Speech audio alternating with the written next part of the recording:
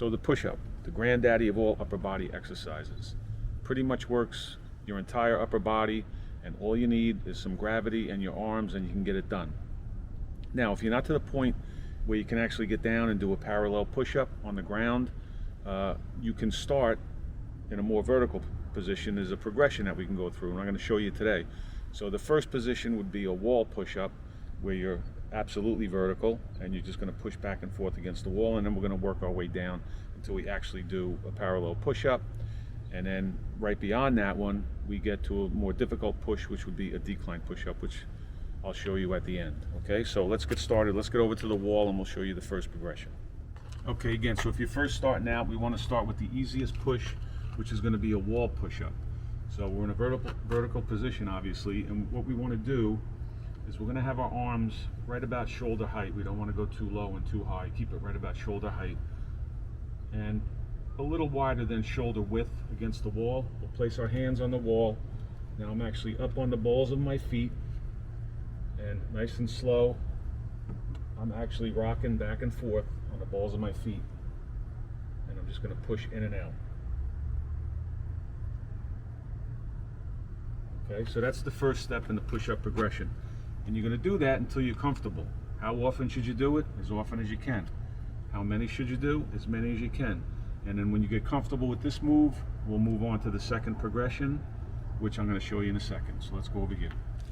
Okay, so once you're comfortable with the wall push-up, and you could do a set of 20 or 30, and you feel real comfortable with that one and you're feeling stronger, now you can move on to the next step in the progression, and that's going to be anything roughly waist height or maybe a little higher. That would be like a kitchen counter, a retaining wall, something like that. And again, we're going to place our hands a little wider than shoulder width apart, and I'm going to come up on the balls of my feet, and I'm going to keep my body nice and straight, and then I'm just going to drop up and down just like that. Okay, and again, how often should you do them? As often as you can, as many as you can, until you feel strong enough to move on to the next step in the progression, which we're going to move on to right now. Okay, so we went from the wall to the counter or retaining wall, something about waist height. Next step in the progression, we're going to come down and we're going to do push-ups on our knees. Okay, so in this position, again, hand position is going to be a little wider than shoulder width. We want our hands to be right below our shoulders. What I want to do is I want my feet and my knees together, and I want my body to be nice and straight. I don't want my butt sticking back, and I don't want to bow towards the floor this way. I want to stay nice and straight. And then I'm going to use my knees as the pivot point, and I'm actually going to rock forward on my knees.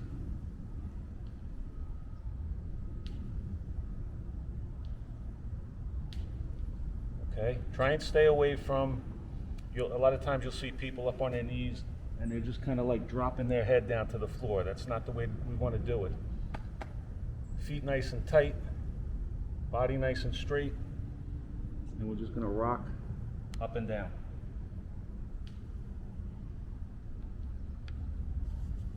Okay, and once you get comfortable with that position, we'll move on to the final position, the actual push-up, and we'll show you that next.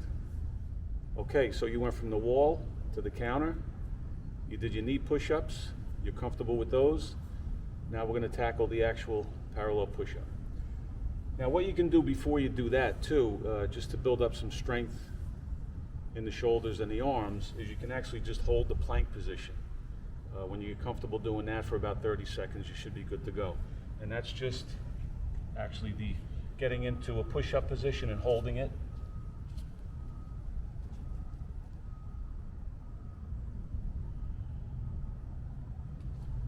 Okay, so again with that one, you're just going to hold that position. Try and get about 30 to 45 seconds or longer if you can. It's actually a good core workout too, as long as you keep everything nice and tight. Again, when we're in that position, we don't want to drop the body towards the floor, and we certainly don't want to put the butt up in the air like that. We want to be nice and straight. Now once you feel comfortable with that, we're going to start our push-ups.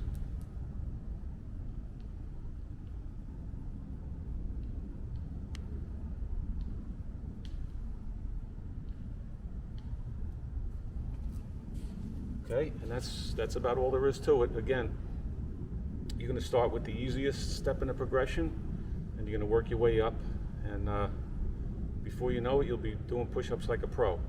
Now, once you do get proficient in the actual push-up, there is one step further to make it a little more difficult, and that would be the decline push-up. Let's move over here and I'll show you that last one. Okay, the last step in the progression is going to be the decline push-up, and I'll show you that one now. We're going to have our feet elevated.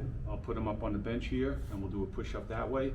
That adds a little more difficulty to the move, and you're actually working, when you're in that position, when you're doing a decline push-up, you're actually working more towards the upper part of the chest. So I'll show you that last one.